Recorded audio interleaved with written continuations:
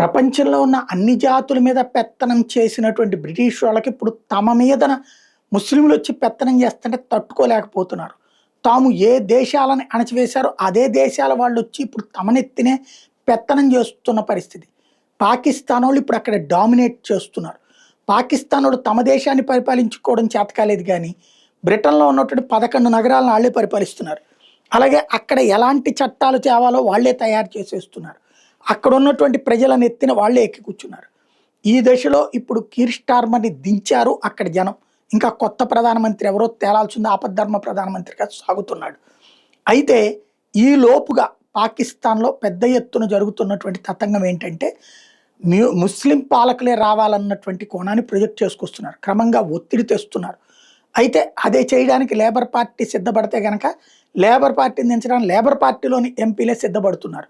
ఇదే సందర్భంలో డిజిటల్ మీడియాలో బాగా ఆర్టిఫిషియల్ ఇంటెలిజెన్స్తో కొన్ని వీడియోలు తయారు చేసి ముస్లిం వచ్చి పాకిస్తాన్ నుంచి వచ్చిన ముస్లిం వచ్చి బ్రిటిష్ వాళ్ళని ఏదైనా కొడితే బ్రిటిష్ పోలీసులు బ్రిటిష్ వాళ్ళనే కొడుతున్నారన్న కోణంలో డిజిటల్ వీడియోస్ని ఫామ్ చేసి ఏఐ వీడియోస్ బాగా ప్రొజెక్ట్ చేసుకొస్తూ అక్కడ ప్రజలకు ఎట్లాంటి పరిస్థితి తలెత్తుతుందో ఒక భారీ పబ్లిసిటీ అయితే చేస్తున్నారు సోషల్ మీడియాలో.